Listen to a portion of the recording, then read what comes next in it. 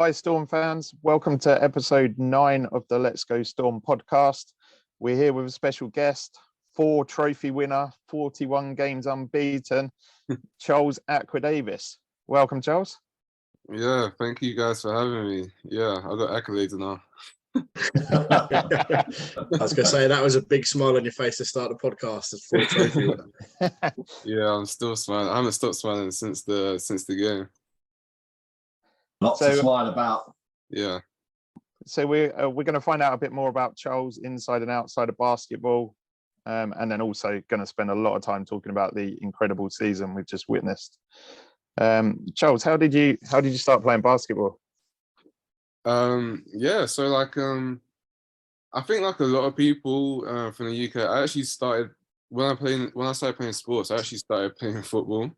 So I got into when I started secondary school. I tried out for our basketball team, and I got into the team, but I was still really just playing football. And it wasn't until I turned 16, 15, 16, that I actually took basketball more serious, and that was my number one sport.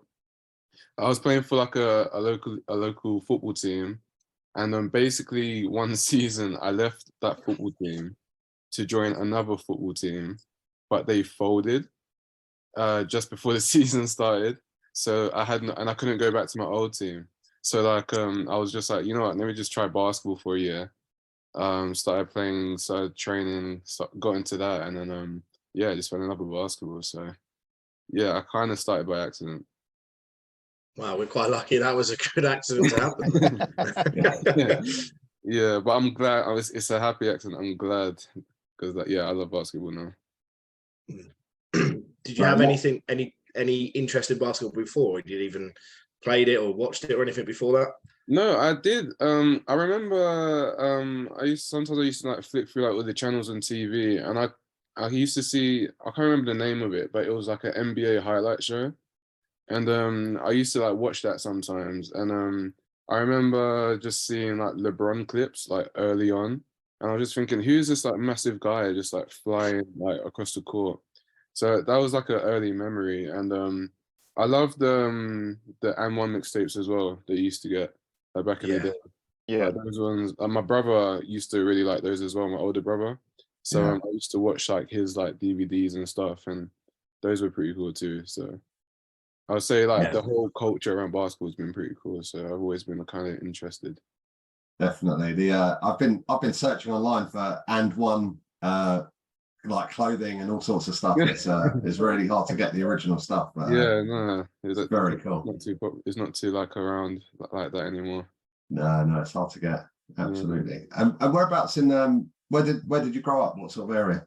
Yeah, so I was born and raised in Essex. So okay. Yeah. So started playing over there. A lot of people think I was born in London because of my accent, I guess, or I don't have the typical Essex accent, but no, born and raised in Essex, started playing there. And then I've been in London pretty much since uni, I'd say. I went to Brunel, so I was in West London. Yeah, I've just been around there ever since, really. So growing up in Essex, growing up in Essex, did you ever cross paths with Sam at a young age in junior level, or? I don't think I played him, but I feel like I do remember hearing his name, because when I started playing, obviously, so I feel like I started a bit later than other guys. So I would search for who's on the England teams and who's who the better players really. So I think I do remember hearing his name as I think he was on the England team, one of the youth teams, as a youth player. So I do remember hearing about him, but I never played him or anything. So but yeah, so I've been admiring him from a distance. And at uni as well, I know he went to Essex Uni. I remember I actually watched one of his games when they played Brunel after I had left. And he had a great game. Him and Lee Hodges, they had a great game. So yeah, I've known about Sam for a while. I don't think he knows that, but yeah. Lee Hodges is another ex-Storm player, obviously. So he had 2 spells at Storm. Was in our team the previous time we won the National Cup. Okay. Oh, so you know him pretty well then. Yeah, he was a good player. I know he's just retired, hasn't he? A few weeks ago. Yeah, he's definitely a good player. Playing against him is like running around him, setting screens is like running around like a tree. It's like he's so big, yeah. Yeah, it's interesting that obviously, paths crossing quite a bit. It's although it's a big country, the basketball community does seem quite small, and obviously, crossing those paths at a youth level potentially as well. It's, Yeah, I feel like if you don't know, like in the basketball circles, like they're so small. If you don't know someone directly, you know someone that knows someone. Like everyone would have like probably passed each other at some point without realizing. So yeah. And you talked about looking up players and that when you were younger, when you first started playing. Is there anyone you looked up or you played with at that time who made it up into professional standard? Yeah, so like when I was at that age, I was just looking at who the best players my age, because I was like, okay, so this is where I need to catch up to. Josh Steele, I remember at the time, I think when I was in sixth form, they said Josh Steele was the best under 18 in the country at the time. So I was like, oh, okay, so this is the guy that I've got to kind of catch up to. And like my mentality as a kid, it's the same mentality now. It's like obviously like guys are good at the game and stuff, but like for me, it's like it's just they're like competition. So as though like, of course I want to be that good, but it's like it's kind of like, no, fuck this guy. Like I want to be like, you know what I mean? It's like it's not like it's like I want what he has kind of thing. So I don't know if I'm allowed to swear on this or not. Of course. Yeah. Yeah, that was kind of my mentality. So like he was one guy. I remember there was a guy called Quasi as well. I think he's playing in last I heard he was playing in Italy. He might have moved now. He was I think he's had like a GB stint. Obviously Josh is in the BBL now. He's playing GB. Yeah, I remember Reese as well. Around that time, Reese Pinnock from Reading. He was he was like really good as a youth player. Still good now. So I'll say them guys. Yeah. Yeah, Josh is at Surrey, I think, isn't he? There. Josh was at Surrey. Yeah, he was at Surrey past season. Yeah. So still keep an eye on what them guys are doing. They don't know I do this. But, yeah, I feel like every basketball player does it. So no, you're the first one to admit it, though. yeah. Honestly, the best policy. Presumably, you played basketball at Brunel then. Was that Brunel was quite a good university for sporting stuff, isn't it? So was that quite a good standard? Yeah, it was a really good experience. Like when I went to Brunel, we were in the Southern Prem, so that was the highest uni basketball I could be playing, which was good. And then when I went there, I also played for the National League team in Div 3, which was pretty cool as well to play some extra basketball. So yeah, it was a good standard. I remember my first year, we played UEL. And I think UEL were at the on the uni team, they had a lot of their BBL players playing. So like, imagine me, like an 18, 19-year-old guy that's not been playing for many years, playing against these like BBL players, these like grown men. That was an experience, but it was fun though. It gave me a lot of confidence, I think, playing them guys and like scoring in them guys and just knowing that I could it was kind of affirming I could do it at that level at some stage. So. Yeah, I remember that being like a good early memory of just like being introduced into like higher level basketball for the first time. So yeah, that was pretty cool. What are the biggest steps up from those levels when you go into that level? What's the things that stand out? Is it the physicality? Is it sort of game management? What sort of things are? Yeah, I think for me, I would say the speed, just like the pace of the game. So I feel like the higher you go up the levels, the shorter decision times the shorter windows for decision making has to, happens. So like decisions are made quicker, the pace of the game is faster, players are faster, stronger, jumping higher. I just say for me it's the pace. Yeah, that's the main thing. That's the first thing you notice. I say, yeah. Interesting. I think when I started playing, before I went to university, I joined a local league's men's team. So like I've always been playing with men, so it's like basketball has always been physical for me, if that makes sense. So it was more like how fast things are happening, which I thought, okay, this is different. Yeah, you were used to the physical side of it. Yeah. Do you think that helps your defensive side of your game? They're playing against bigger, older people when you were growing up. Oh yeah, for sure. Because like I don't want to get pushed around. So like I don't. When you're playing the game, you don't want to be the guy that gets like picked on or anything like that. So just getting used to the physicality early, and just accepting that's like a part of the game. I think it's definitely helped me in my game. And the way I play now. So, yeah. Nice. And then from Brunel, you went to Reading for a bit, was it? Reading Rockets too? Yeah, so like in my last year of Brunel, so the Brunel Ducks were at Brunel before, and then I think in my last year, the Reading Rockets kind of came and did like a partnership with Brunel University. Right. So instead of playing for Brunel Ducks, as well as playing for the uni team, I was playing for Reading Rockets. They had like a D1 and a D4 team. So I was playing for the university and playing for the D1 and D4. So I would train like with all the teams. And then whenever there was a D1 game on the weekend, I would go with them guys. And if there wasn't, I would play with the D4 team as well. And yeah, that was a really good experience too. That was like my first time playing, being on like a D1 team. So just seeing how that worked was really cool. Like Reading Rockets they were like a good organization, as I'm sure you guys know, structured as well. So that was like a eye-opening experience. And then they had like some really good players as well that I got to play with too. Yeah, I think that first season. Well, sorry. I was just gonna say, who were the standouts in that team?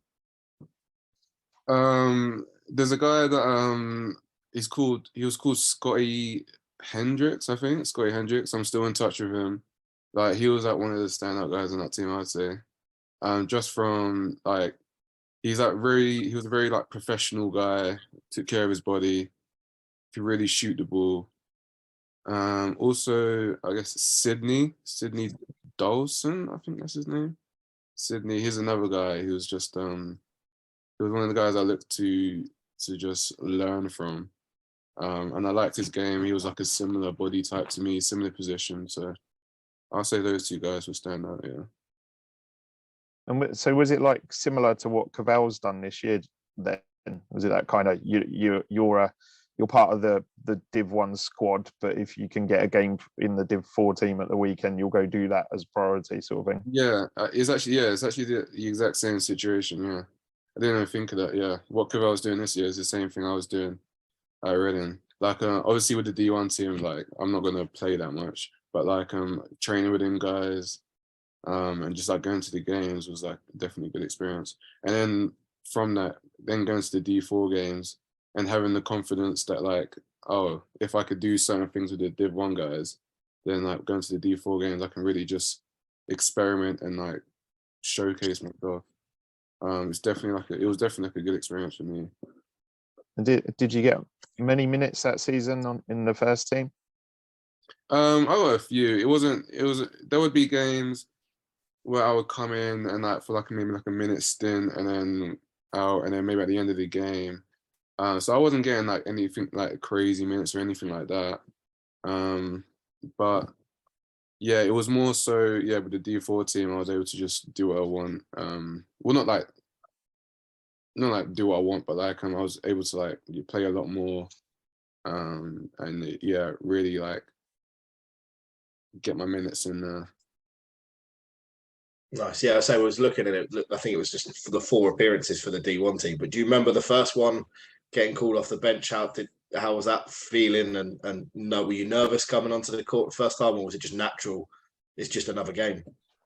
Yeah, it was cool. It was like obviously I want to play. I've always wanted to play. I don't really feel like nervous or anything coming into the game. So it's like for me, I felt like I should be playing on that team anyway. That's just how I am.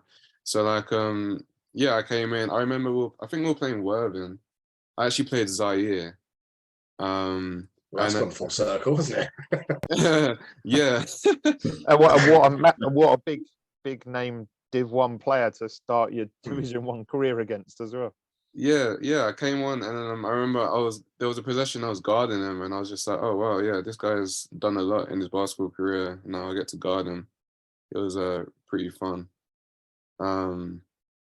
Yeah.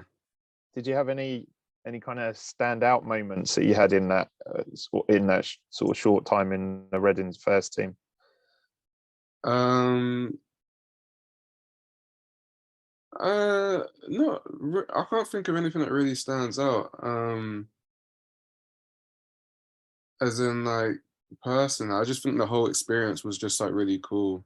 I do remember that game. I remember. I can't remember if we won or lost the game, but I remember guarding Zaire at one point, and then at one point I was out of the game, and he took over the game, and that was like the first time I've seen like a player just like take over a game like that. And like in real life, or like in a game that I was a part of. So I remember that always stuck out to me. But yeah, no, the whole experience was cool. Just like traveling with the team, training with them guys, seeing how like they scout, seeing how they like break down teams and prepare was just like it was really cool. The whole experience was cool. And then from there you went to play in Spain for a season, was it? Yeah, so then there I spent like half the season in Spain playing for a team called Union Lenes. I think I'm pronouncing it right. Yeah, in the 4th tier, and that was really cool. Basketball is different over there, like different culture, different language, different types of players. Yeah, really enjoyed that. Yeah. How did that come about? That move to Spain from Reading? Yeah, so I don't know if you know, but at Reading at the time they had loads of I think they were like bringing in Spanish coaches. They had loads of Spanish that like they were trying to. Yeah, I don't know what they were doing, but like yeah, they just had loads of Spanish coaches over there, and obviously they have connections and stuff as well. And it was actually I think it was my coach on the D4 team who was actually British. He put me in contact with an agent who was Spanish, who I think may have been affiliate with the club, and he actually knew Matt Johnson as well. I think he was head of like basketball operations there, and yeah, he had some connections in Spain, and me knowing that I wanted to play basketball after uni and maybe earn some money from it one day, got in contact with his agent, and then yeah, he was able to find me a team, send them some game film, they liked it, and yeah, I flew out and then yeah, signed contract and I was playing for that team. And yeah, I was there like half a season. Didn't finish the season with them, for like for various reasons. But yeah, when I went out, it was really cool. It was fun, eye-opening experience. I think the team we had a tough season. I don't think we were winning as much as we wanted. And I don't think the situation was the best fit for me personally. So I ended up coming back home, and then yeah, after that I joined TVC for the remainder of the season and finished out that season with TVC. So what were the differences in Spain in terms of basketball then? Because obviously higher up, Real Madrid and Barcelona have their own basketball teams and stuff, don't they? And Yeah. is it is it seen as a bigger sport in Spain than it is in the UK? Yeah, I think they do see. I think just walking around. I think walking around, you see like like more like hoops around and stuff like that. So I think it is like a bigger sport, and yeah, I don't know. People just talk about it more. I think like basketball, like football in here is such a massive, it's such a massive sport, and I think basketball is like growing. Is growing here like a lot quicker than it was in like maybe like 5 years ago, 10 years ago. But over there, it just seems like they have like a culture of basketball. It's been around for a while. They've got a lot of good players, a lot of good like setups, big teams. So yeah, it's a bit different over there. Yeah, the weather probably helps, right? The weather made it a bit more, really more outdoor play. Yeah, it was really cool. Like I think the team I was playing for, they were sponsored by like a hotel chain. So the whole time I was there, I was able to stay in like literally like a resort, like a hotel resort. Oh, nice. It was literally like being on holiday. Nice. Yeah. Did they put you up? Was that part of the club? Did they just put you up there the whole time you were there as well? Yeah, they just put me. I was just in the it's in the room. I was able to walk out. There was like a beach there, and it was the place is called La Linea, and it was really close to Gibraltar. It was literally like on the border of like Gibraltar, so I was able to go there like during the day, and yeah, it was cool. Nice. A bit different from playing in Hemel then. Different from playing in Hemel, but they don't have the fans that Hemel have though. So was your degree finished then at that point? Was that was why you had the option to kind of go over to Spain? Yeah. So I finished my degree. I was studying computer science at university, so I finished that. Knowing that I wanted to like pursue basketball like before going back into like computer stuff. So yeah, finished that, and then I was like, oh yeah, I got this opportunity. I'll take it, fly out, experience it, and then yeah. But the lure of Uxbridge was so strong with BBC. What was the link there? How did that one come about? So it's funny. So I actually in my first 2 years of Brunel, I actually played for Pete Depish, who was he was the head coach of Brunel, but he was an assistant coach at TVC at the time. Okay. So that was kind of my link there. So after I came back from Spain, I was actually training with do you remember the London City Royals? Yeah. Mm-hmm. Yeah, I was actually with them, and I was looking to get a roster spot there, but they had a full roster. So I was kind of I was staying at my brother's at the time, who lives in like southeast London, and I was training with them for like a couple weeks. But they had a roster spot, and then I can't remember like if I reached out to Pete or how it worked, but yeah, Pete I basically got in contact with the club and then got invited to come train with the club at TVC, and then Coach Bob, he liked me, and then I ended up signing with the team and staying in Uxbridge, which is actually where Brunel is, which was funny, like coming back to that area. I thought after I left university I'll never be in Uxbridge again, and then there I was in Uxbridge again. Yeah, so I joined the team, and then yeah, it just fit. I was able to slot into a role, and they were making the push to try and win some trophies there, and I was able to try and help out. So yeah, straight back into D1, and you stayed there for a while, right? Yeah, so after that I stayed. So with that half season, I think I was there like an initial 3 more seasons, I think. So like 3.5 seasons. Yeah. I just I guess like I enjoyed the guys on the team, and it was a situation that just made sense for me at the time. So I was there for a little bit, and I was able to work on my game, try and improve my game, and have fun. So and stay in London as well, which was a big thing. Yeah, I suppose playing at TVC on that court as well, it probably felt like you were playing in Spain with the heat that the. Yeah, I don't know what it is about that court, but it's so hot every time we play there. But I actually like it. I like playing in hot gyms, so I'm not complaining. less warming up. Yeah, less warming up. I feel like I stayed warm for longer. Yeah. So. And in that 3.5 seasons you're at TVC, obviously TVC had a good roster, always in the playoffs. How did you see it went in your time there?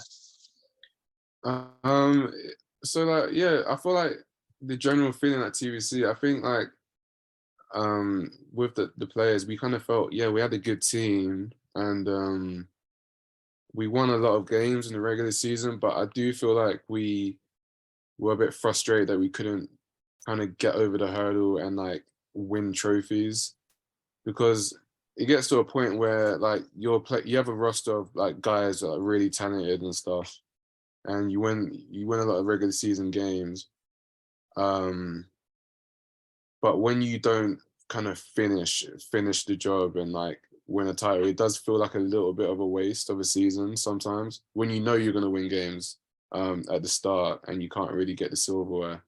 So I think, yeah, it was a bit frustrating at times, running into other really good teams as well. But yeah, we did do a lot of, we had a lot of success though, and you can't overlook that. And I feel like the guys, I enjoyed my time there as well. So yeah, I would say like my time at TVC, it was a bit frustrating we couldn't win, but yeah, it was definitely enjoyable there. A lot of positives.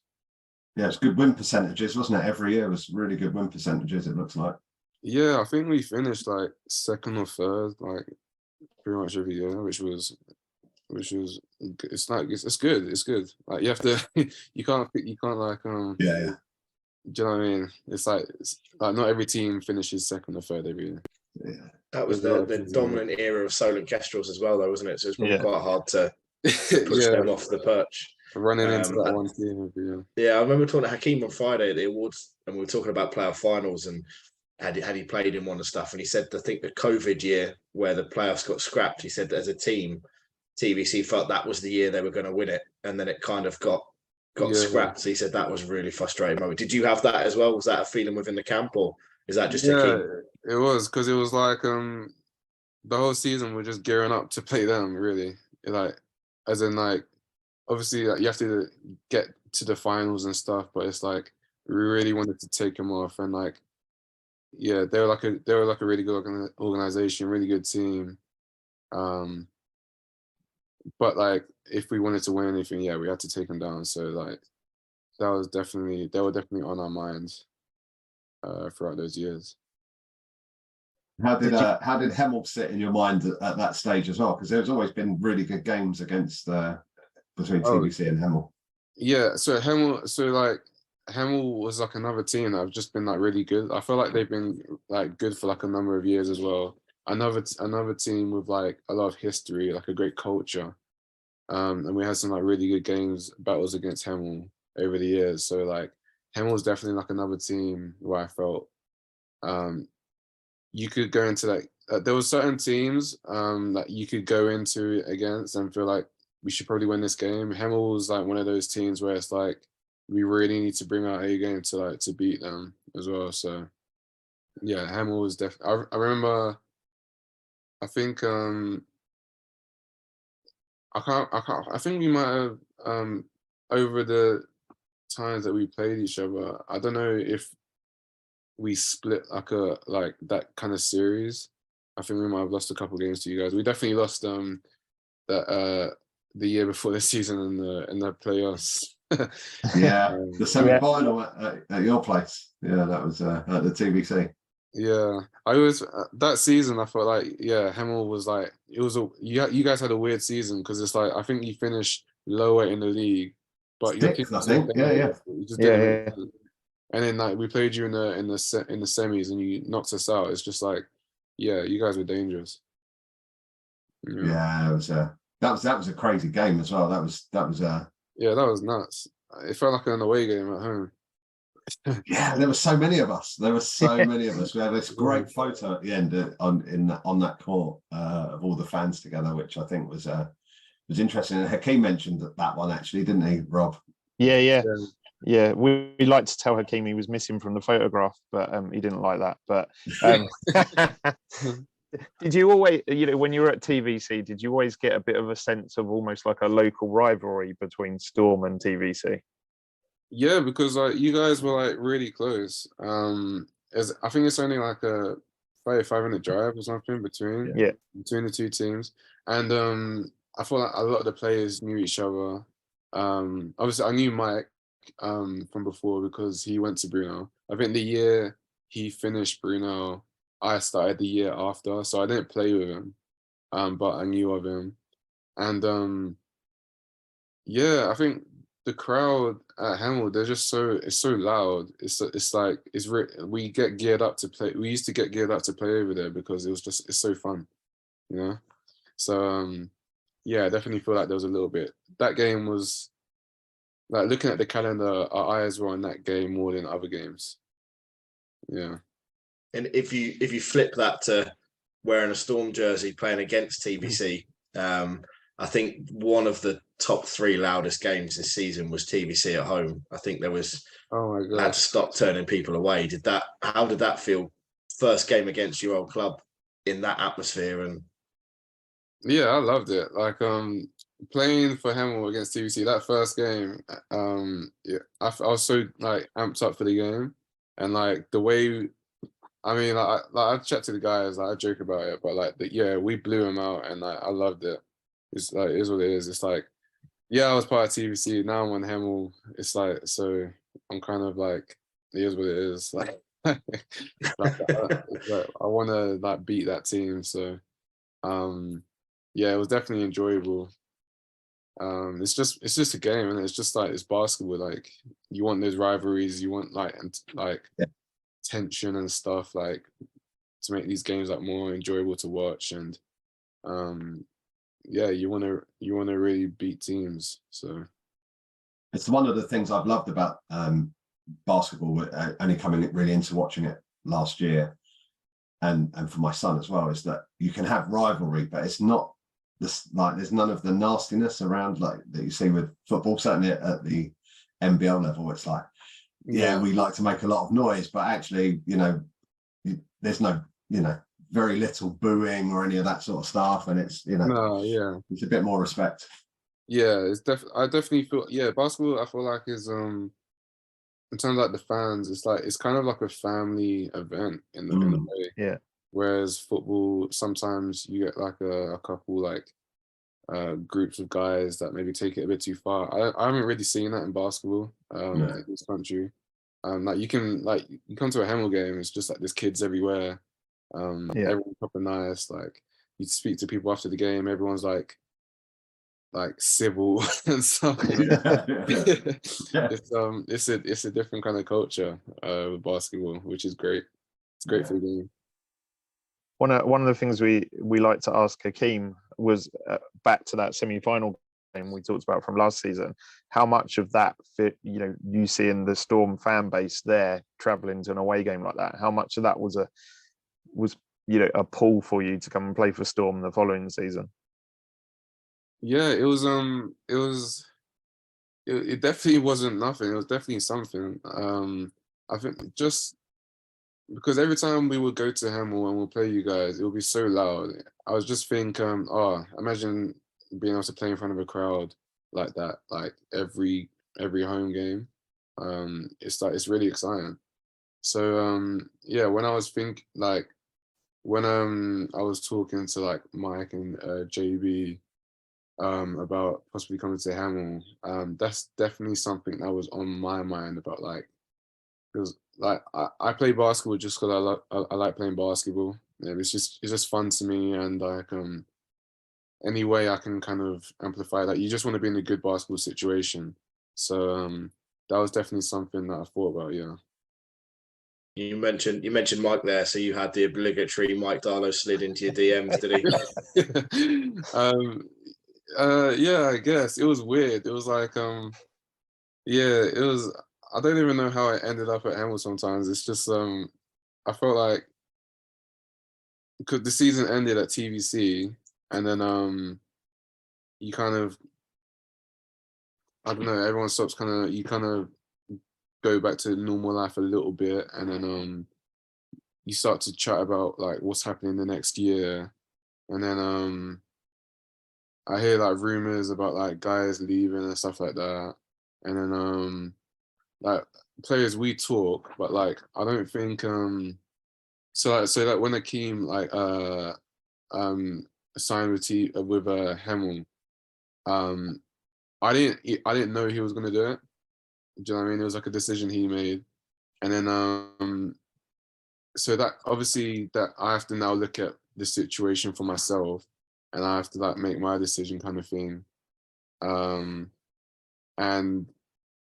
I was speaking to Mike, and I was thinking about like my situation at TVC and like situations other places. Like I guess TVC and Hemel were like two places that I could have been other places as well. But I just think after speaking to Mike and just assessing my situation in terms of like what I'm currently doing in terms of like work and stuff like that, it kind of just made sense for me. So yeah, it was, I don't know, it was weird. Yeah, everyone says that Mike Darlow's in every basketball player's DM, so I just wondered if it was a similar situation for you as well. Yeah, Mike's so funny, like the way he like talks to players and stuff. He's so nice, but like I don't know, I feel like he's about to almost message you before he messages you. Kind of thing. It's like you can feel it coming before it comes. Did you know that you said obviously you didn't know Hakeem had signed for Hemel? Did you know Bernard was moving to Hemel before you made a decision? No, I didn't. It was like weird. It was like after Hakeem signed, I remember speaking to Bernard and I was just like, wow, this is crazy. And then I started to think about my situation, and then I think I was the next one. And I was like, oh yeah, Hemel makes sense for me. Like I'm gonna make that move. And then Bernard started to think about it, of his situation, and I think it just yeah, I don't know. It was like we had been at TVC for a while, all three of us, and it kind of felt like I don't know, maybe by the end of that season, we kind of felt like we wanted like a change or some like I don't know, some kind of new life. And I think maybe we just all got to that point at the same time without actually saying it to each other, and it just I don't know, it just worked out the way it did, and it was kind of crazy. I remember seeing the signings like announced on the socials, and it was as if I was watching myself being signed outside of my body and just thinking, wow, this is kind of nuts. Like the whole like these three guys going from like TVC to Hemel, just as a fan, it kind of looks like one type of way. But yeah, honestly, I don't know. It was just weird how it just worked out like that. It's worked out well at the end of the season, looking back on everything you've won this year anyway. Yeah, no, yeah.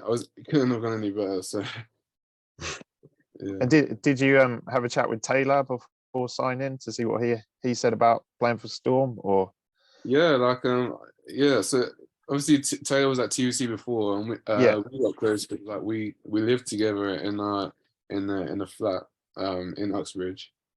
So like I've always been close with him. And then I remember we've had like chats about it because I remember when we was at TVC together, we used to like obviously we'll go through the season and like sometimes if we'll win a lot of games and then maybe the season ends and we haven't got the silver we wanted, and then we would think about what maybe we needed to get over the hump, or maybe what different kinds of situations would look like if players were on different teams and stuff like that. And it's just funny to see how those conversations kind of manifested themselves, and like we actually ended up on a different team like together.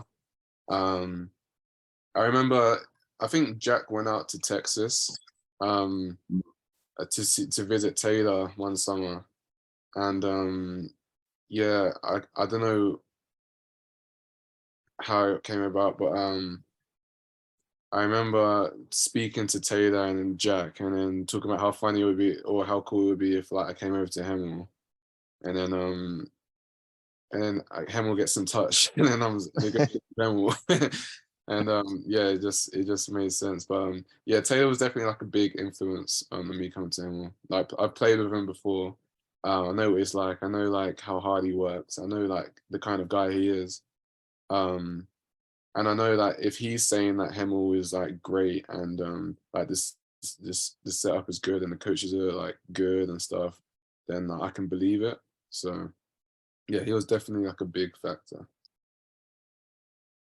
Awesome. And we talked a little bit about like TVC and that. And was there any kind of notable highlights? Anything, I don't know. Did you do a dunk where you jumped over six people, or yeah? Is there any particular standout moments from your time at TVC, or any particular games other than obviously you said you look on the calendar for when you're playing Storm? I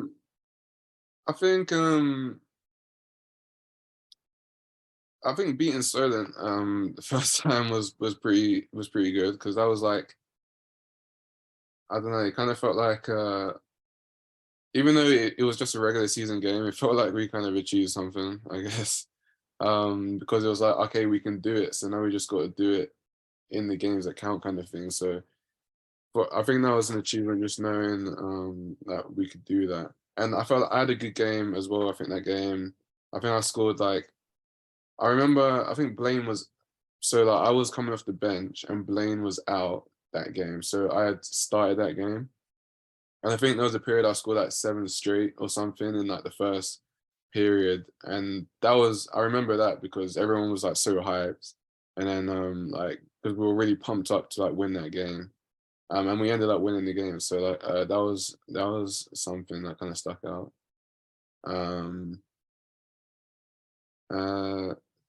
Yeah, and I can't remember what game. I can't remember who we were playing, but there was a time at TVC where we had Taylor, Blaine, Lewis Champion, another guy called Seth, who was an American. We had like a really like offensively talented team, and we must have scored like over 40 points in the quarter or something. It was crazy. That sticks in my memory. Yeah. In terms of personal highlights, I don't know. I enjoy every game. So like, there's probably like a couple dunks I had that were pretty cool. That I have somewhere, but yeah, no, it's more like the team things that stick out for me. That's interesting, actually, because I think that's been such an important part of the culture at Hemel this year, right? Is that sort of team first mentality. Certainly something that kind of Drew spoke about the other night, and seems to have been a theme that's sort of run all the way through is kind of team first, and obviously you fit that criteria for that mindset as well. Yeah, 100%. Like Drew preached it from the start, the whole coaching staff and the players as well, because like we knew like we had a lot of talent on this team like going in, but there's been a lot of talented teams that haven't really like won silverware. So like and as well, I think with talented teams, what can happen is you always have to put like a collective kind of mindset together. Otherwise, you're not really utilizing your pieces the best way, because there's only 5 guys in the court. There's like 1 basketball. Like not everyone can shoot the ball at the same time. Yeah. You know what I mean? You have to share the ball. Like certain guys are good at one thing, other guys are better at other things. Just finding out how to be your best self, I think should always be the first priority. Like doing what you do best to help the team the best way you can is definitely something that we really harped on this year. And it was consistent throughout the year, and I think that's why we was able to be so consistent as well. Like this team's full of like great guys. Everyone's like like got a sense of humor. Everyone gets along. There's no like egos or anything like that. So I think that really helped us like be like a cohesive unit. So yeah, that definitely made it a lot easier. But yeah, no, yeah, Drew said it from the start, like if we were gonna be like a great team, like we had to like come together and play for each other. And I feel like that's what we did. So yeah, definitely. It seems like a really close group. And you mentioned in saying that when you come on doing the best you can for the team, I think that leads nicely on to, I think something that's been mentioned on every podcast since the 14th of December or whatever it was, that rejection against Worthing, which is just, I mean, did you, Sam mentioned it in his, that it was the perfect person to do it because you kind of just turned around, no emotion, and got on with the game. Did it, when you did that, did you realize the severity of what you did at the time? Or was it only looking back now you realize how big that moment was in the season? Yeah, at the time, I don't know, it's weird, but it's funny because it's like when you're in the game, you can feel when, I don't know, you can feel when you're kind of in a moment. Like you can feel when it's tense, you can feel like, I don't know, there's like an energy in the room. You can feel when the energy changes, or like when you just made a momentum play, or when maybe something's about to happen. So I remember at the time, I just remember it being a close game. I think we're up. I need to go back and watch the game. I haven't actually watched that game, but I've just I've seen the clip. I haven't seen the full game. But yeah, I think we were up, and I just remember needing to get a stop and secure the ball. And yeah, Ronald had the ball. He was coming down. He actually beats me at half court. Yeah. Like he gets past me, but like I've played him a few times, and I knew his game enough to like just be like, oh, okay, I know what he's gonna kind of do with it. So yeah, he actually beats me, and then he drives towards the basket, goes to lay it up, and I just knew I could meet him at the backboard. So like yeah, he gets past me. I don't try and cut him off. I kind of let him go to kind of try and bait him into the layup, and then yeah, I meet him. I get the stop, and then we get the ball. And yeah, I think they foul, and then we're shooting free throws. But yeah, I just remember, I don't know, it's in the moment it didn't. I was just trying to make a play. Like it was just like I was literally just trying to make a play. I guess after when everyone's kind of talking about it, you realize, oh, okay, maybe I actually did something like cool. Yeah, other guys were more excited than I was. I think I remember after doing it and the play stopped, Aaron just like pushing me, and like he was like hyped up, and I was just like, damn, like this guy keeps pushing me. Is he gonna when's he gonna stop? Like everyone was so hyped. But it was yeah, it was cool. And then after the game, you realize, oh yeah, that's the first time we played that team, and you wanna make a statement in the league.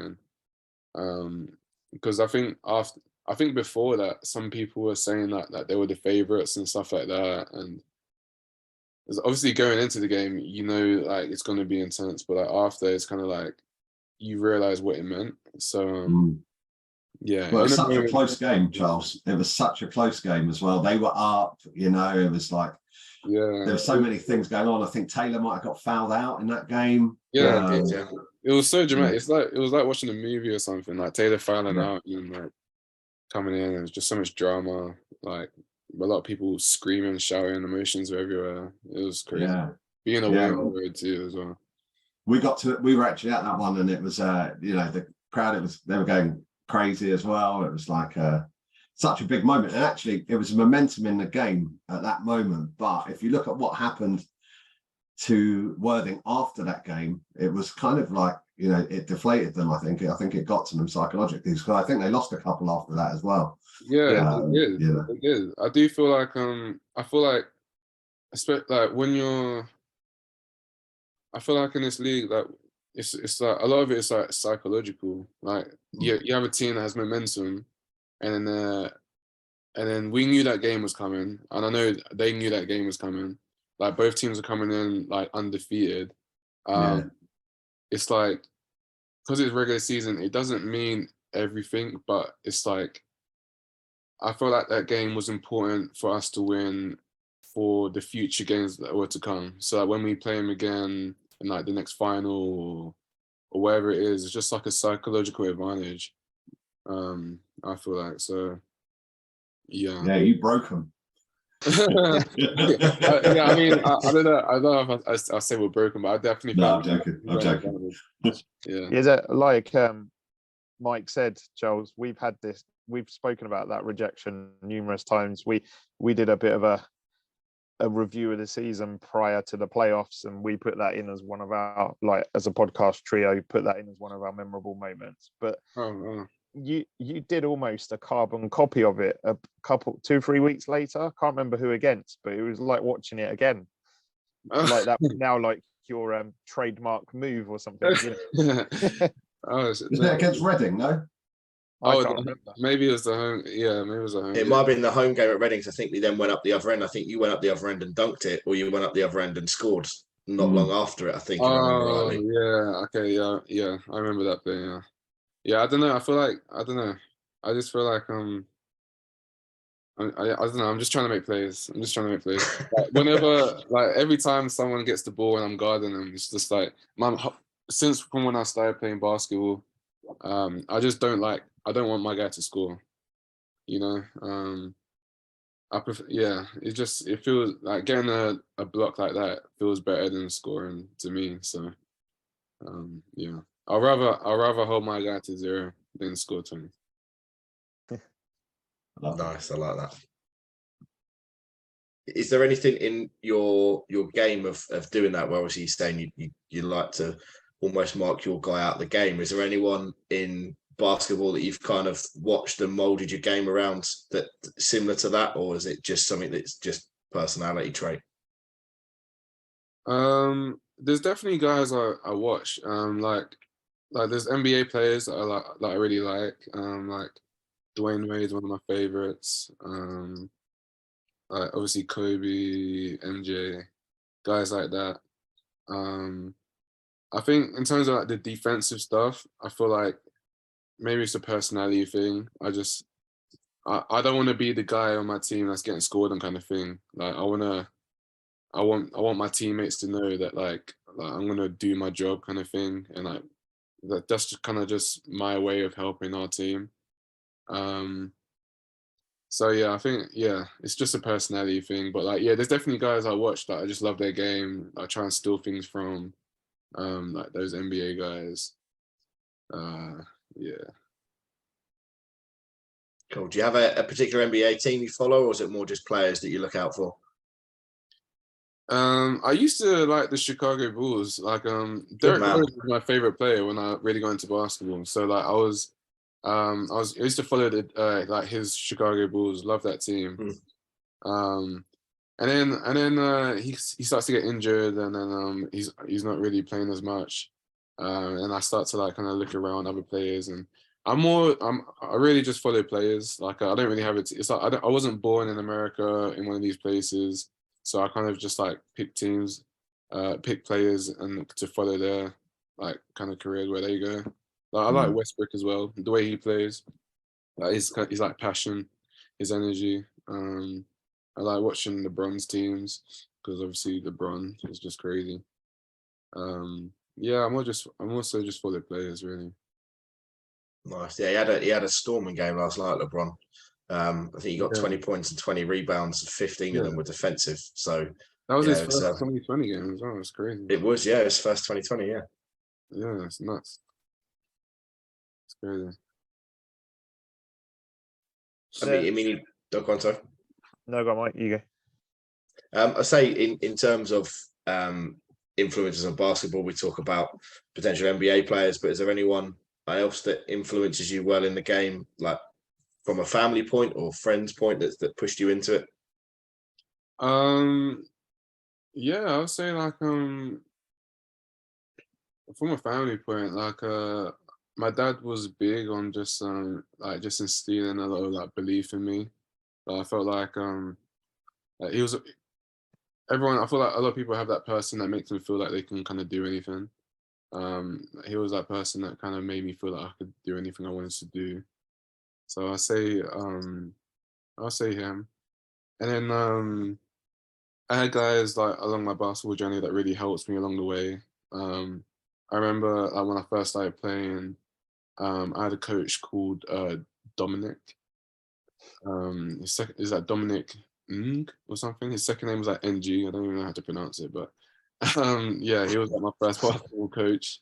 And he saw that like I really liked learning about the game and stuff, and he really like kind of took me under his wing and like taught me how to think the game and stuff, and like recognize different things and become like a proper player.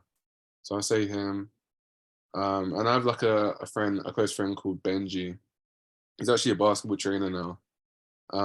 He's played. I met him at Brunel, and he's played like high level basketball in like Europe and stuff. He's played like in like the A2 league in like Serbia or something. It's a really high league, and he went to college in America. I think he played D2 in America, but yeah, he's played around Europe. And he's like another guy that like I still speak to this day. Like we're still close to this day. And he's helped me like along my whole basketball career, like through like the highs and lows kind of thing. So yeah, he's definitely like influenced my game, and he's like the same position, same height as me as well. So yeah, I've definitely learned a lot from him too. Some good close rivalry then, if you're same position, same height and stuff. You ever compare stats or? Yeah, it's like yeah. I remember when I first met him, like I was younger, he was like older. Yeah, we used to play 1-on-1 a lot. It wasn't too fun, but yeah, definitely. Is there a particular reason you wear number 10? Not well, yeah, no. Like I feel like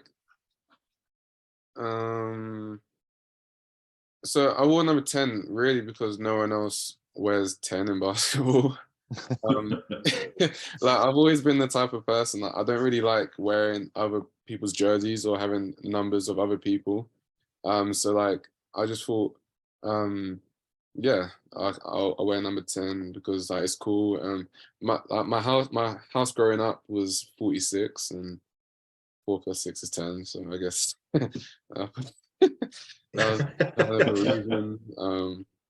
But yeah, just because other than DeRozan, I don't think there's any like I can't think of a basketball player that wears 10 off the top of my head. So I just thought that was pretty cool to just have my own kind of number in like my little NBL teams. So yeah. And as well, other players didn't choose it as well. So I was able to get that jersey. And I was able to be consistent with that jersey. So it kind of just stuck. Oh, fair play.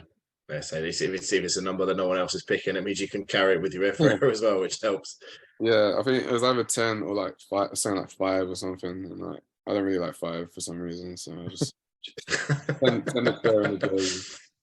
What it means though, Charles, is if no one ever wants to pick number 10, every club you play for can retire your jersey and have it mounted on the wall, can't they? Exactly. You have to be strategic with these things.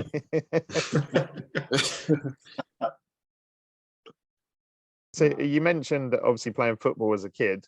Do you still follow football, or did that just dwindle away when you got more involved in basketball? It kind of dwindled away. I do like follow a little bit. Like I'll know what's happening. Like I'll know if like, I used to support United as a kid, so I'll know if United are winning or losing. Like I have a lot of my friends. For some reason, like most of my friends are Arsenal fans, so like I hear about their like ups and downs a lot. But yeah, I don't watch it as much as I used to. But yeah, I definitely.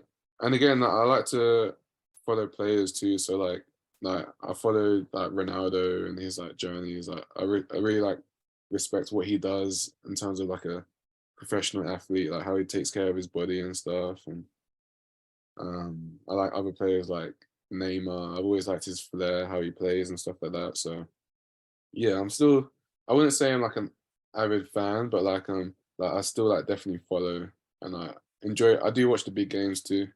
So yeah. Yeah.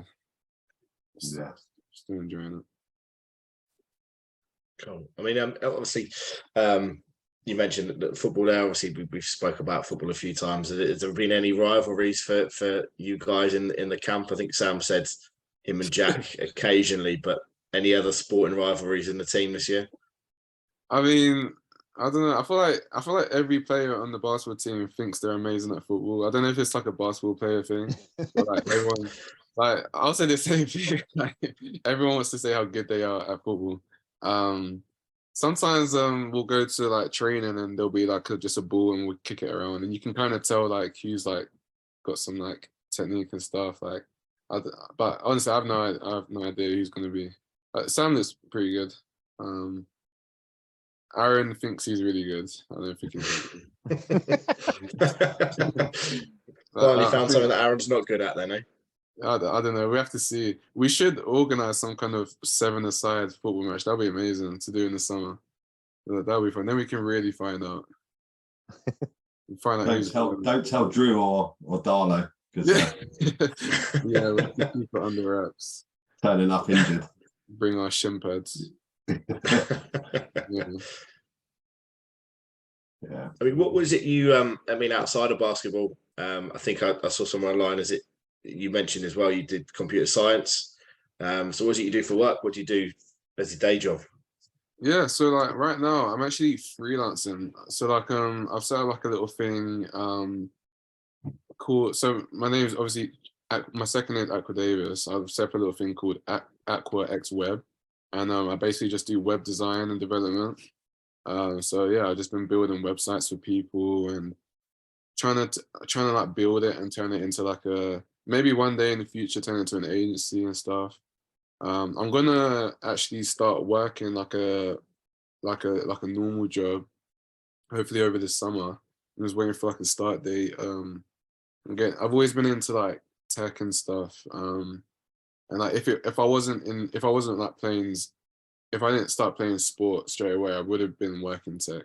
So like it was always something I'll come back to because obviously like I don't think I can play forever. I'm gonna try and play for as long as I can, but I don't know if one day my body will slow down. So yeah, tech was always something I've always wanted to come back into, and like yeah, I've got time. So like yeah, I've just been freelancing, doing web stuff, like learning about it. One day I'd like to make apps and stuff like that. It would be pretty good and build my little business and see where it goes. So yeah, when I'm not like watching basketball or anything, I'm yeah, making techie stuff, coding. And we look forward to the first Hemel Storm app on the phone then. That'll be a Charles thing to do in the summer. Yeah, yeah. Get some interactive kind of app for the fans. That would be cool. We were talking about how cool it would be, and this, I know this is way off, if there was like some kind of phone app where we could vote for like the player of the match or something, you know, that them kind of things that they do. Yeah, that would be They've amazing. just started doing in some sports now, or yeah, player of the match, moment of the match. Make Drew make a sub because someone's not playing very well. Yeah, that sounds fun. That sounds fun. Something interactive. I like that second one there, saying make Drew make a sub. You can just imagine all the bench just sat there with their phones out, just tapping the vote, like just constantly. Just Romario at the end of the bench, just tapping. We should just slide into Darlow's DM mid-match saying, "Come on, sort it out." I'm sure the coaching staff would love that. Yeah, I'm sure they would love that. Yeah. Well, we haven't had to do it this season, have we? So they wouldn't have minded so much. Yeah. How have you found the rotation this year? How's that felt personally coming on for the big moments? And I think you were the only player outside the starting five to start a game as well. Oh yeah, the regular guys. Yeah, I mean, it's been good. Like I feel like every player would say the same thing. Like everyone wants to play as much as they can.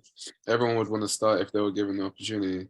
Yeah, I thought it's been cool. Like obviously, like we have an amazing team and everyone has a role. So like yeah, finding at the start it was about finding my role in this team, how I could best help the team. And I felt like when I settled in, I was able to really like, yeah, accept the role and like try and kind of impact as much as possible. So like, it was cool. It took a bit of an adjustment at the start, like getting used to the guys and stuff. And like, I feel like it's not, sometimes it can be difficult coming into, I mean, I've been coming off the bench for like a few seasons, but like, yeah, it's like just finding out how to like come into the game and impact straight away and kind of catch the rhythm and like the pace of the game. It's different with every team. So yeah, I've enjoyed it with this team. Wouldn't obviously like you want to play as much as you can, and I'd love to be in the game for like all the big moments. But like where I've been in, and I've been able to like help us win games. Like I've really enjoyed that. And there's one thing as well about this team is like everyone knows what they're good at. Everyone has their thing. But like when you kind of do something, like I feel like it's more on this team than other teams I play for. You're really like praised for like what you've done to help the team. And like it's just like it's really positive. And everyone feels really valued as well. Even if there's a game where like I play 5 minutes and like maybe I get like a rebound or something that kind of helps our momentum, like you're praised for it, and like you're just like you're never second guessing like your value. So that's something that's really like, it's another thing that's special about this team as well.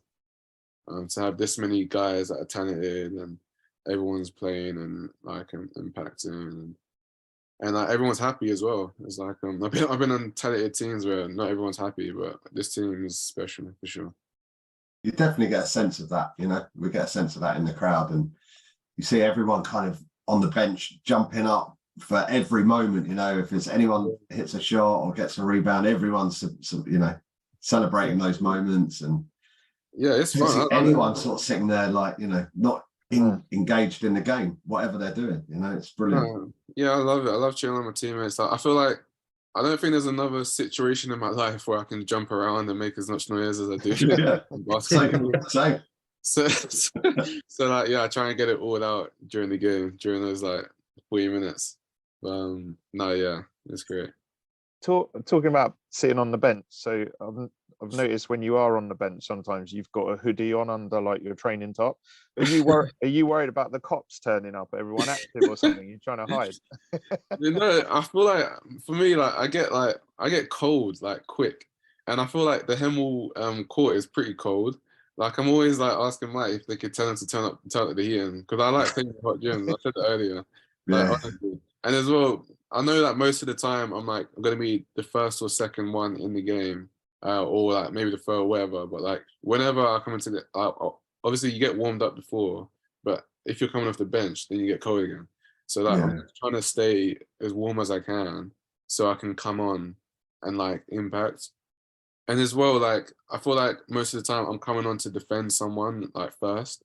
So like yeah, I don't want to be coming on cold and getting blown by, and then Drew's mad at me, and then yeah, like I want to come and make sure my body's ready, so I'm ready to impact. Makes sense. That's cool. I'd not looked at it like that, obviously. Yeah, but I think as well, I don't know, I kind of like having my hood up. It's like I don't know, I feel like I feel a bit more dangerous with my hood up, so it's kind of a mentality thing. Like a boxer getting ready to go into battle. Yeah, like a boxer. Yeah. Was there? You talked about like working out your sort of place in the team at sort of the beginning of the season. Obviously, you'd played with a number of those guys or been on the same court as most of them, probably, apart from a few. Was there anyone whose like performances and quality of play kind of surprised you? I mean, I knew everyone could play, but I mean, going into the year, obviously I knew about Taylor and Hakeem. Hakeem's been like amazing for a while. Taylor's been like probably the best. You could say he's the best guard in the league, like for like the past like 3 seasons. Like he could have won every MVP every year.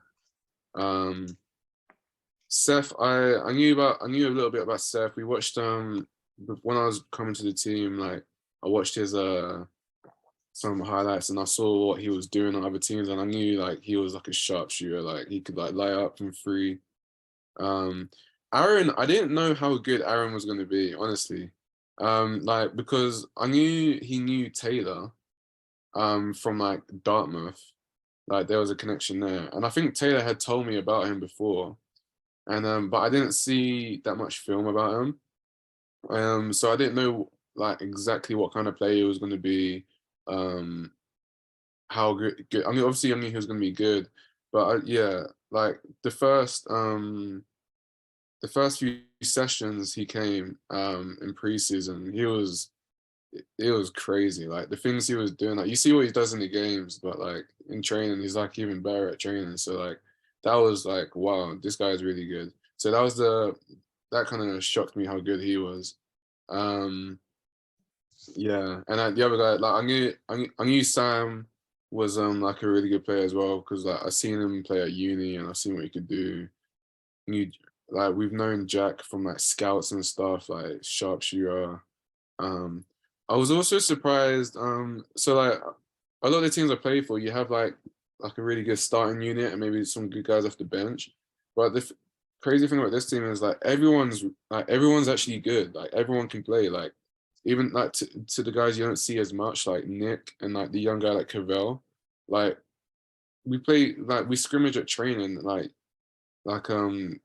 guys are kicking the ball out to Nick and he's like not missing. Like I don't know how many of the fans will like see that kind of stuff or know that kind of stuff, but like these guys are really good. Like Cavell's doing crazy finishes at training. But obviously you may not always see it like on the weekend, but no, yeah, everyone on this team can play. It's I think that surprised me too. It's like not that I think that guys couldn't play, but it's just like wow, everyone has something. Do you know what I mean? Yeah. Managed to get over and see a few of the university games this season as well. So seen a bit from Cavell on that court as well. He's got some moves. Yeah, no, he does. He really does. Yeah. And whenever he comes on for Storm, he uses confidence for someone who doesn't get loads and loads of minutes. Which game was it? Was it the Worthing game or some? I can't remember. Or later on in the season where he came on and he was determined to sink a three. And he did 2 in a row, didn't he? And the crowd went mad. So did the bench. You never felt at a point in the season where if we were rotating the squad or if Drew was being forced into changes that then was going to weaken the team on the court. Whereas like other teams, like you said, have a really, really good starting 5, but they can't play the whole game, and then the bench like worsens their unit effectively. But it definitely hasn't felt like that for Storm this season. No, yeah, for sure. Like, yeah, guys come on, they're ready to go, and it's like everyone and like the rest of the team want them to be aggressive, and they want them to like shoot the ball and stuff, because it's like we know how good they are as well. So it's only going to help the team. Yeah. Is there, obviously you mentioned about we spoke briefly about the Worthing game and some other bits. Is there apart from the finals, is there a favourite game of yours this season? Obviously the finals help, but outside the final, have you got a favourite game this year? Yeah, I think honestly that TBC game was still nuts to me, because it's like I think that was we've been winning up until that point, but that was like the first game that we really got like amped up for, and I think like the performance was just like it was crazy, because it was like there was a lot of anticipation. We really prepared well for it, and we came out and we just kind of delivered how we really wanted to, and yeah, the crowd got into it, and yeah, that game definitely sticks out. And obviously it was against my old team, so that it felt really good. And me and Hakeem was saying like, if we don't win that game, we may have to block everyone on the team. We can't chat to any of them. But I'll say also as well, I think it was Bradford away. We hit like a crazy amount of threes. 29 or something, I think it was, wasn't it? Showed the video at the Player Awards, didn't it? It was The other night. stupid. And like there was no indication like that was going to happen. I don't even think we started the game like amazingly either. it was like a cold evening in Bradford, a long journey. We come out, like we warm up. The warm up isn't like anything special, like maybe even a bit lackluster. And then we start the game a bit slow. Drew like calls us in, like kind of chews us out a little bit. We go out and then like we start hitting threes and we just catch fire, and it was surreal. Yeah, it was weird. You talked I about think I remember watching that one on YouTube. That was an odd game, actually. I'm glad you're talking about the TVC game at home and not the away I was about at to ask about TVC the this away season. game. That was like, Yeah, that was a game of two halves, wasn't it? that was intense. Yeah, that was intense. Because yeah, like we knew what that team was capable of. That they're definitely a good team. I think they proved it. Like especially like the second half of the season, they had like a good run. And yeah, that game going into their gym, the hot gym with the crowd and stuff. Yeah, they really pushed us. I think we were up like, and then they came back, and then it was like close towards the end, and it took like a couple like big players to really just pull away. I think Aaron saved us a bit that game as well, like taking over the stretch. But that was definitely like a good game this season. We were up by like, was it 20 points or something at half time, weren't we? And then we only scored like 9 points in Q3 or something. So you guys must have been feeling uncomfortable. We were sitting there uncomfortable, partly because it's sweltering in the gym, but mostly because they'd worked so well to get back in the game. Yeah, and as well, I think like especially in the first half of the season, we were like a really good third quarter team. So like I think when we had like a lackluster third quarter, it was kind of like, whoa, what's happening? Like this is weird. You kind of have to like kind of reset yourself and then grind it out. So, we did end the season as a really good fourth quarter team as well. So that could have been the momentum switch where it started as the TVC, because we've needed fourth quarter TVC, Solent, Reading recently as well. So maybe that was the switch from the third quarter specialist to fourth. Yeah. Oh, one thing I will say as well about games that stick out, that away game against Loughborough, that was oh my gosh. If there was like a game where I thought we had probably lost the game, that was the game. Because even I think the lob that the lob played to send it to overtime, I don't think it wasn't like exactly as we drew up as well. So it was just like it was, I felt like it was just like a moment of brilliance between like Sam and Aaron to kind of make that play. And that was crazy. Because we was like away, like they were shooting the lights out the ball. I feel like that's probably one of their better games of the season. Yeah.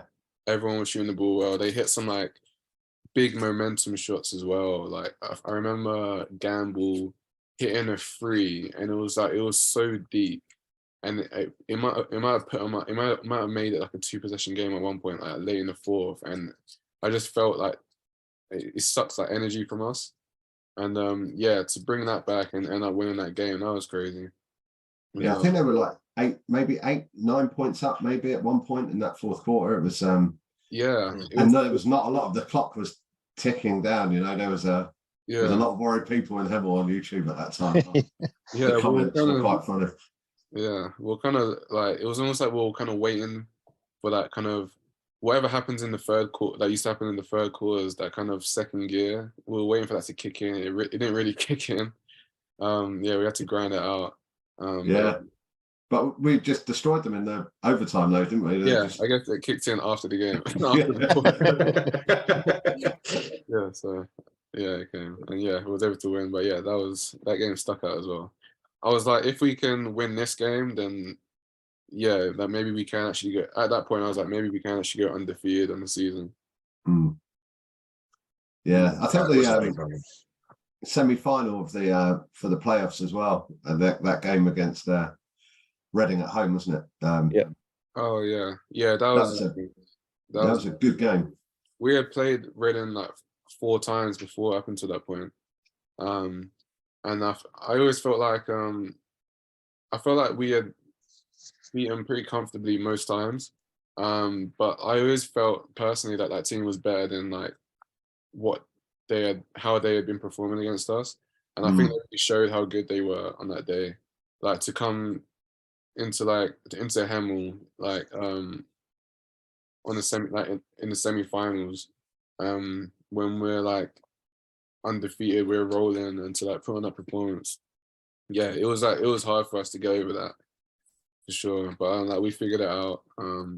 We had some good spurts from like guys, and like the crowd really helped us like gain some momentum. I was able to pull away in that game a little bit, but yeah, it's a good atmosphere, wasn't it? They brought a lot of fans down. It was a great atmosphere in there. They did, yeah. I guess it's not too far for them to travel, so they made that journey.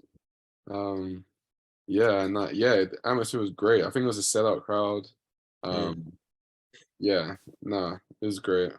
I love playing in that game. It was really fun. Like the energy. You were immense in that game. You were immense in that game as well. Games like that, it's like you don't.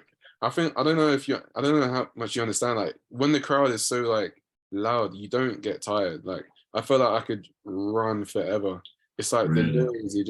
It's like you gives you energy. Up. Yeah. I think we when we were previewing the final, us three discussed that we thought that was probably the best we'd seen you play in a Storm jersey, because we, like you said, Reading was so close. They were they'd stepped up a level since we last played them, and we needed a bit more physical defensive play, and you seemed to come on and make a massive difference in that game. Oh yeah, appreciate it. Yeah, I feel like I came on and I was just, again, like every time I come on, I'm just trying to impact somehow or do something. So like whether it's like score a basket or grab a rebound or get a stop or a block, I'm just trying to do something to impact. And I feel like over the years I've come to learn like what I can do, like what I'm good at and stuff like that. And I feel like I don't know, sometimes I make plays that like get my teammates like riled up, or maybe I dunk it or something, and the crowd like it's like I can make momentum plays sometimes. So that time I was really trying to do something to really just like lift us a little bit, and I like to think I did, and yeah, we ended up winning the game, so yeah, I was happy about that. How did it feel in that game, having the crowd chant CAD? Yeah, that was crazy. That was unexpected. It was like I didn't really realize until I think a timeout was called, and then I heard it in a timeout, and I was like, oh wow, they're actually saying my name. I think that's the first time that season. I was so used to I was saying to Taylor, like I was so used to having a chant like the Taylor chant, and I was like, wow, it was nice. It's just that we're not very good at learning songs, to be honest. We're really bad at it. We've had loads of chats about it, and we can just never seem to get everyone on the same song. No, the trouble is with a song, if you've done something good offensively, the song doesn't really take off before all the fans are chanting defense. So it kind of it has to be really like really short in terms of number of words in the song. I was so like excited to like find to get like a chant. Yeah, it's great. I think we brought it to the final. It came out a couple of times in the final as well. Yeah, it came out in the final. Yeah, I remember right at the end where I got fouled and I was shooting free throws. Like I heard it, I was like, damn, I got to make these free throws now. Yeah, I think there was almost a point where we started chanting and the ref had passed you the ball, and then there was a bit, everyone in the crowd was like, shh, he's about to shoot. Yeah, because I remember I had the ball. I was like, oh, so are they going to keep going, or are they going to... We never know what's worse. What's the making a noise or not? I don't know. I don't really think it makes a difference to me personally, because like I feel like I missed the first shot, but like when I lock in, I feel like I'm just shooting anyway, if it's noisy or it's not noisy. And sometimes I feel like maybe it's worse when it's a bit quiet, because now everyone's watching. So I think it's different for everyone. Yeah. But I appreciate the chance, like regardless. So yeah. Do you hear it when like the opposition fans are trying to put you off the free throws, or have you zoned out? And because that's when it gets really loud in the Storm Dome, is when one of the opposition are taking a free throw and everyone's banging their drums, kicking their seats, clapping their hands, making as much noise as they can. Do you hear that as a player when you? I think I mean, you kind of hear it, but like you don't really like. You're so like in on the game. It's like you don't really like take notice of it. It's like even for me, like I know that it was like our crowd, but like what you guys were shouting like CAD. Like I didn't even know until like the game stopped, kind of thing. Like you're so in the game, focused on like making a play or just putting the ball in the basket. It's just you kind of zone out a lot of the times. Fair play. I mean, how was, speaking about the noise, and we haven't really spoke about the final much. I mean, from our perspective, when you guys were running out on Sunday, obviously the lights are off, we're all singing. How was that moment running out in the fireworks going off and everything? How did that feel? Oh, that was really cool. Like, you mean before the game? Yeah, just as the game started. Yeah. Yeah, coming out and it was all dark and stuff. It was like, yeah, and then you come out and there's fireworks and then you hear the crowd going crazy. It's just like, it's nuts. You know, you feel like you're like in the NBA or something. It's just like, it's just really cool. And then yeah, you're trying to. It's weird because it's like you're so excited, but then you're trying to stay calm for the game. But it's like it's the final and you have a chance to like make history. So it's just like you're so ready to go. It's just like it's just really cool. It's like I'm thankful that I'm able to play basketball and like experience things like that because like I'm not gonna get a chance to like experience things like that really like in my day-to-day life. Like you know what I mean? So it's a shame really. I want to run into my office like that every morning, you know, like just fireworks going off, like people, come on, you can do it. No, yeah, exactly. Yeah. When you're doing your programming at home, Charles, then we could arrange for some Storm fans to come and chant CAD through the window if you want. Yeah, I might have to have like my girlfriend like chant my name with the lights off. Just flick them on another game. Yeah, let's do that on another podcast. I was going to say, yeah, that's a whole different podcast. That one. What were your thoughts about the actual final, Charles? Because that was an unusual game from Storm's perspective of normally scoring over 100 and it was a dogfight. It was because like I think we averaged like over 100 points. So it was like for the first time to score that low shows you what kind of game it was. It was just a grind it out like physical game. We scored 69 points.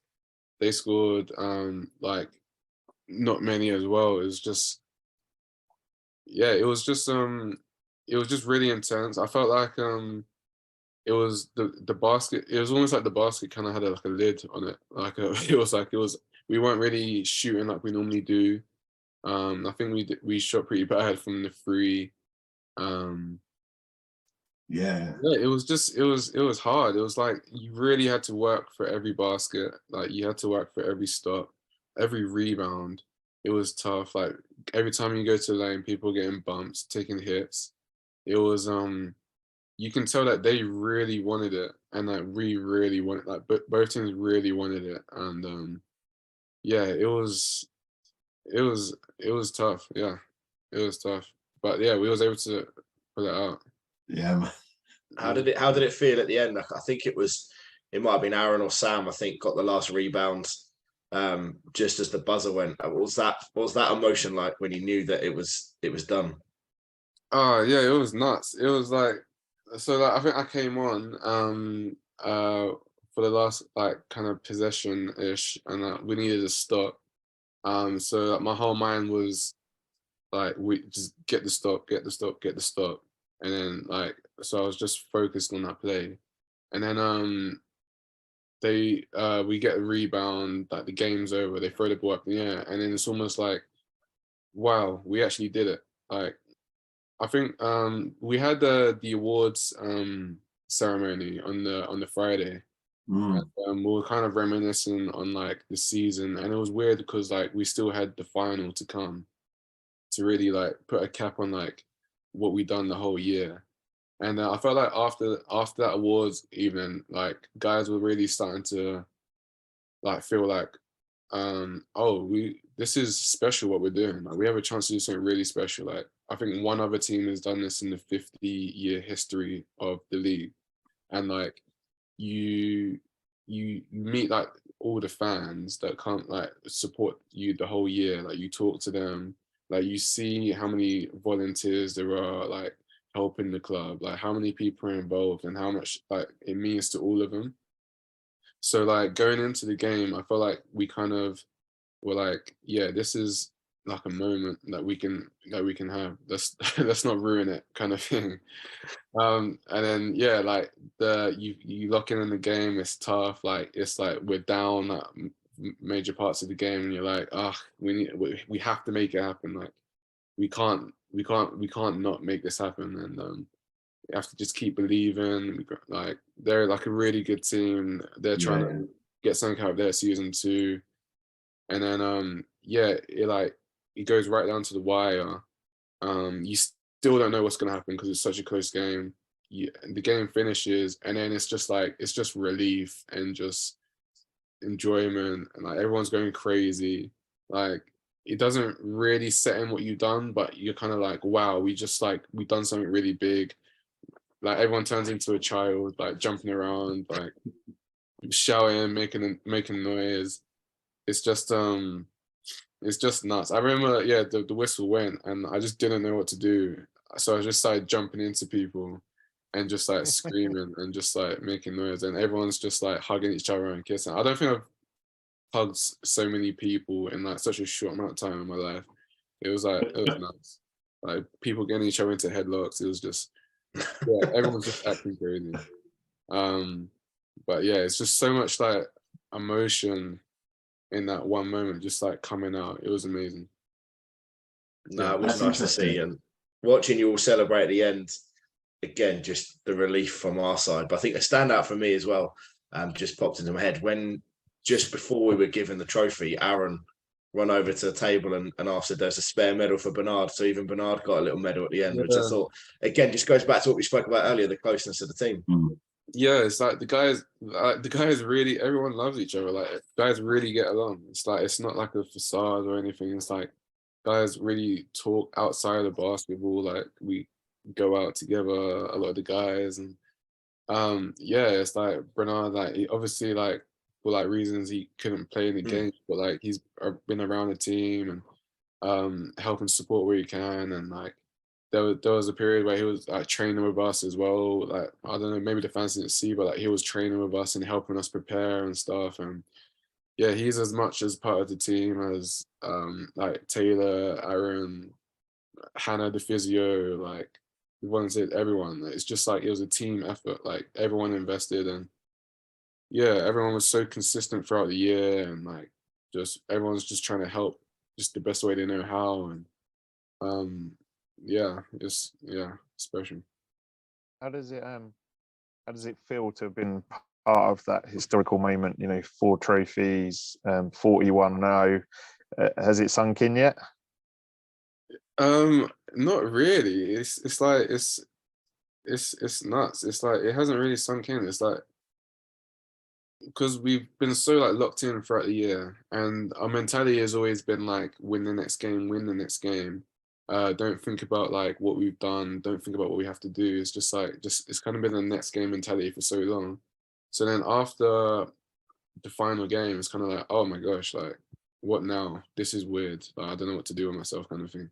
So it's like you're trying to, and you go back and you look through the pictures, and you hear what people are saying, and it kind of helps you realize like what kind of moment it is. It definitely still hasn't set in, but like I think it's getting there. Definitely feels good. And as well, it's like I don't know, you just done something that not many people, a lot of people don't win anything. There's a lot of great basketball players that don't get to win anything. I don't know, it's just special. It's nice. You kind of want to not brag, but you want people, you want your flowers. You want people to like. I don't know. It's special. Well, we'll just drink it in, relax, and then we'll go for the repeat next year. Yeah, exactly. Yeah. Can we go at? No, we'll get more games because we'd be in the BBL trophy, won't we? I was going to say, can we do 82-0? They've stopped the invite for NBL teams next year. I think they got scared after what Derby did. Oh, they and stopped looking at it. how good we are. Yeah. Oh We've my heard, God. yeah. Oh, I We've didn't heard, know. yeah. I was Which is, I was looking forward. I feel like yeah, like the team we have, like we could do some damage to some BBL teams. I don't know. definitely. I know. I I think, was quite excited at the prospect of London Lions away or something like that. But Yeah. yeah, they said they're going to do the BBL trophy next year, but they won't be inviting outside BBL teams into it, which is a bit frustrating. Oh. Yeah. maybe they have a change of heart, but I think they may be scared of us. Yeah, I think so. We've talked about it on the podcast before, I think, where Derby were a cracking advert for the NBL. But this was we've been in the competition twice before, I think, and not got past the sort of first round of it. But we were saying how with the team we had this season, how good it would have been to have been part of it. Oh yeah, it would have been great. Like we've got so much talent on this team. Like so many guys that could play in the BBL right now. So many guys that could walk onto any like other Div 1 team. And as well, I think another reason why this team is special is that like the coaching staff, like how consistent they are and how well they plan every session and how like disciplined they've been. And they've never let up like throughout the whole season, whether it's we're playing Worthing or if we're playing like a team from D3 or whatever, like just a different team. It doesn't matter. Like they've been so consistent. Everything's been so professional. I feel like like it gives you as a player so much confidence, like going into games. Just knowing that you've like prepared so well. Like I've never felt so confident in my team in my teammates and on my team. Like I've never felt this confident on any other team. So yeah, it's a shame we can't play BBL trophy, but like I know like with like how we carry ourselves day in day out, that we would have done some damage. 100%. Yeah. Hopefully, we'll get to play a BBL team in a behind closed door friendly again in the summer and see what damage we can do. Yeah. It'll be fun to have like a friendly in front of the crowds as well. That'd be pretty cool. The same thing. Yeah, that would be good. That'd be great. So what does it's a long time now till there's more basketball, right? It feels like yeah. It's I'm still figuring out what to do with myself. It's like right now I'd be like finishing training, but it's like I don't know. It's just been weird. It's like leading up to this like cool. I was like, oh my gosh, like I felt like I forgot something or like I'm supposed to be doing something. Like no, I can just relax. Like season's done. Thinking to the weekend, like now I have my weekends back, so it's just like I need to figure out like what to do with that time. I've got so much time on my hands, It's like weird. I'm sure you'll figure it out, right? But it's it's a strange feeling though, just to think, for us as fans, it's like it occupies the weekends, most weekends, and it's yeah. But now I guess it's so enjoy the time, and prepare for next season. Come back better, come back stronger. Hopefully everyone comes back stronger, and we'll see what we can do. See what happens. Yeah. Yeah, it's going to be interesting. Was there any of the three finals that you stood out more for you? Did you think the fans were noisier at a particular one, or was there one of the trophies you wanted to win more than the other? I'd say not really. Like, I felt like we wanted to win everything. Like we were greedy, so we wanted to win every trophy as bad as the other one. Well, speaking for myself anyway, yeah, it's just like I wanted to win everything. But I do remember playing. I think it was when we played Worthing in Surrey. That final, I don't know what it was about that court, but like the crowd was so loud, like so loud. It was like deafening. I remember I think I picked up Tom Ward coming down the court, and then I think I actually fouled him, but like the crowd were really like into the play, and they just started making so much noise, and then like I think I just threw my hands up like that, like to get the crowd going. I don't do stuff like that. I'm an introverted guy normally. It it was like but the crowd was so loud and so into the game. It was like it was like a out of body kind of experience. It was weird, but yeah, I think that game was that final was like kind of sticks out a little bit. But to be honest, it's like every final is intense. Like we just want to. It's a lot it's a lot of work put in to get to a final. So it's like you're so close. You don't want the chance of winning to get taken away from you. You know. Yeah. That was a special game, actually. That was we were quite close to you guys, I think, as well. That probably helped with the noise. Like we were right behind you, but that was Taylor went off, didn't he? He was like shushing the crowd from the first basket. Every score, wasn't it? It was every brilliant. Score. It's like I thought he was gonna I knew he was gonna do it. I thought he was gonna do it like 1 or 2 times. He just did it after every basket. I know. I think that got us all going though as well. There was obviously some reason. I was like, why is he doing that? But everyone was just like behind it. Yeah, it was cool. He was so locked in that game. I think he had like 35 or something. There's a picture where like he's like running away, shushing, and like you see the crowd, and he's just in the distance. Yeah, he looks so cool. He was crazy that game. Yeah, that was a good one. There haven't been any bad ones, really. Let's be honest. There hasn't been any bad ones. We haven't lost a game in a while. So, yeah, hopefully we keep it going. So obviously, we mentioned a bit about the downtime you've got coming up now. Then, obviously, all the finals and everything we've done, we can relax. Lots of time to chill back and kick back. Is there any particular basketball movie you like to watch when you relax? And have you got a favourite one? We've asked everyone so far. I feel like I'm going to say the same thing as everyone, but like I really love Coach Carter. I know. I'm sorry, I know. It's a good movie, though. It's a good movie. It's a good movie. I don't even like watching basketball films a lot of the time because like I don't know. I feel like a lot of them are cringy a little bit. Like when you know this shot is going to go in, or you just know it's going to end a certain way. But like, yeah, Coach Carter, I loved it. Like that speech.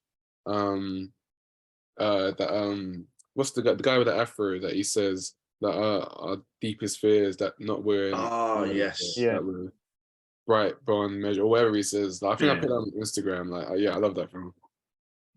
Yeah, I definitely think that's won the film of the year from the podcast view. I think everyone said that. I think we might need to tell Darlow to find some players that don't like Coach Carter for next year's podcast. That's right. Someone needs to make a better movie. It's it's a classic. Well, I've said it before. Hustle's. I think Hustle's equally as good as Coach Carter. We've all said that. That's the Adam Sandler one. Yeah. It's got loads of NBA players in it, hasn't it? Yeah. Okay. And it was only out last year, I think. It's really good. It's not your typical Adam Sandler film either. It's not a slapstick comedy. It's like a proper film. Oh, okay, I think I've seen a film. It's not like a basketball film, but like there's basketball in it. It's like is it Uncut Gems or something? I've heard about that, but I've not seen it. Yeah, I know the title, but like Kevin Garnett's in it, and it's like there's some basketball scenes. It's weird. It's not really a basketball film, but that's a good film though. I'll add that to the list of things to watch. I don't think I've watched that. Yeah. But yeah, watch Hustle if you can. It's on Netflix, I think. But it's very, very good film. Good. Yeah, I'm gonna check it out. Have you guys seen? I think it's Last Chance U. Yeah. Those are pretty good. Those documentaries. Yeah, they've been excellent. Actually, there's been loads of good documentaries about sports teams lately. But those ones are. Yeah, those are. It's like a different look at like. I mean, they're not like professional basketball players, but like. It's like it's really cool to watch, just like seeing how they're living and stuff over there. Yeah. It comes across the intensity in that as well, isn't it? How much everyone buys into it over there as well. It's just a different level. Yeah, basketball is different over there. What was that, Rish? What was that one you recommended I watch where they had a series of sports things, but they had that one episode about Malice at the Palace that was awesome. Oh, I've seen that. I can't remember what it's called. Yeah, I can't remember what the series is called. Yeah, it's on Netflix. Yeah, there's a few. There's one where there was a gangster who bought his son like a ice hockey team as well, and he just filled it full of people like fighting and stuff. And it was there's some good sports stuff on at the moment. Actually, there's been quite I think led by like The Last Dance, which I think kind of got everyone back into the genre of, you know, true stories in sport, right? So I'll say for me that's up there with Coach Gar, that last Yeah. doc series. Yeah, that was amazing. yeah, I've watched that more than once. That's epic. Like when And it's a lot of Scottie Pippen in it, who was my favorite player growing up. So crazy. Like when I really got into basketball, I felt like there was a point where like I had thought I had watched like every basketball documentary and clip like on YouTube, and then watching that and just seeing like some clips I'd never seen before, I was amazed myself. And then like it was all high definition and stuff. Yeah, it was really cool. yeah, there's been some stuff on about is it Will Chamberlain as well recently? There's been some other. Oh, he's got something coming up as well. Yeah. It's been Oh, there's nice. been stuff on recently. I've just been, you know, once you start looking at it, it's like Yeah. the algorithms on Netflix and stuff just kind of throw this stuff at you. I'll pull a list together, Charles. I'll send you some stuff. I've got time. That'll help you fill the summer. Yeah, I got for like Tuesdays, Thursdays, and weekends now. One of my favorite basketball films is White Men Can't Jump. That's probably other than Space Jam, probably the first one I remember watching. But there's a series coming to Paramount, I think, in soon. That, you know, like a remake, but it's really? a TV series version. Yeah, Nice. be interesting to see what they've done with that. That's another good film. He's Got Game. That's another good film. Yeah. Yeah. Wasn't the biggest fan of Space Jam 2, I have to say. I've not seen it, to be honest. I don't really love his acting, so yeah. Better on the court. Yeah. Well, one of the things we ask the other players that come on and stuff, do you have any like pre-match rituals, or is there specific things you do to get pumped for the game? I do. I have like a routine. I like to think like they're not rituals, because I like to think I'm not superstitious, but I think I actually am. I think I'm just lying to myself. Because I want to think, it's not a ritual because like it's not gonna have power over me or whatever. But yeah, there's certain things I do. Like I warm up the same way every time. Like I've got normally I'll do some like kind of body activation stuff, and then I'll start with my ball handling, do the drills, and then I'll start shooting around the rim. When I was at TVC with Taylor, we actually did the same. We start shooting the same way. Like we used to warm up together, and I've just kept doing the same thing. Funny enough, so yeah, start shooting. Right before we come off the court, I don't know why I like to do this, but I like to make a layup with both hands, because I like to see the ball go in, and like with both hands, it just makes me feel good. And then we go to the bench, and then the game starts, and then so when I'm coming off the bench, so as the game is starting, then I'll go and normally I'll drink like a beetroot juice. Like it helps with like it's supposed to give you more stamina and stuff. It's good for like blood flow and stuff like that. So yeah, it helps me stay warm as well when I get warm. I'll drink that, and then take some water. My chewing gum, I'm always play with some chewing gum, and then then I'm ready to go. Put my hood on and wait to get done. The superhero look. Yeah. Prize fire. Awesome. And I guess one other thing, I know Fraz was always involved in talking to you about coming onto the podcast, and you're talking to three people that really are pretty clueless. But what about sneakers? Are you into your sneakers? I do like sneakers. I definitely won't say I'm a sneakerhead, but I do like sneakers though. It's I like them until I start speaking to people that are really into them, and then I feel like I shouldn't really talk too much because like I'm not on their level.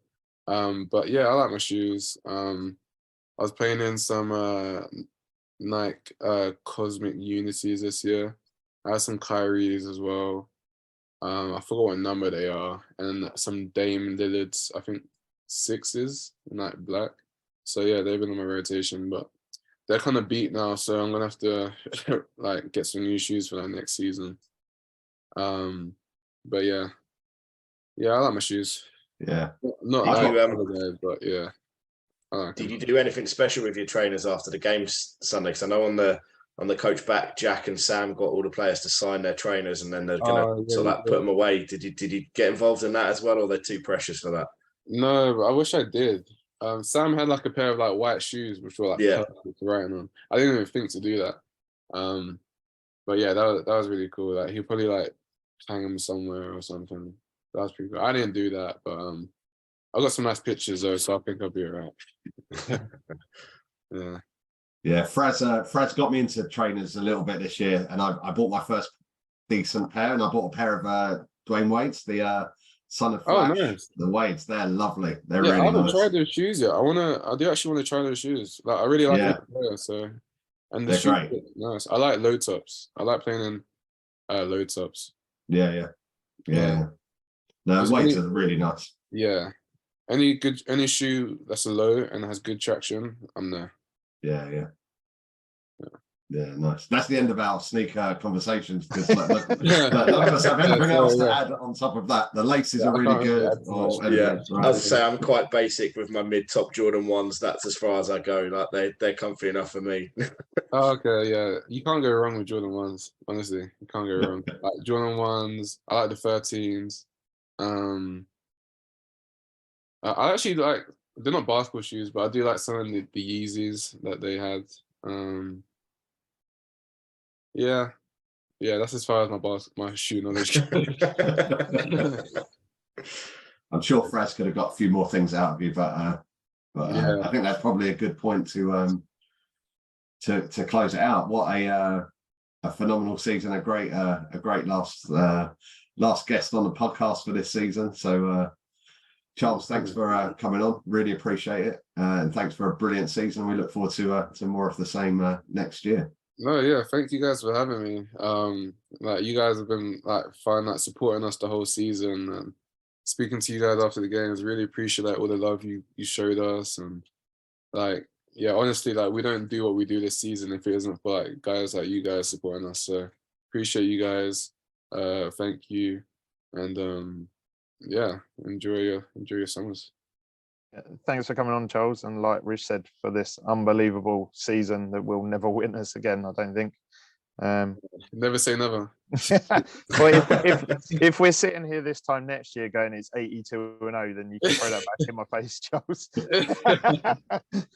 All right. Yeah, but yeah, congratulations, Charles, and yeah, well done on a fantastic season. Yeah, thank you guys. Thanks.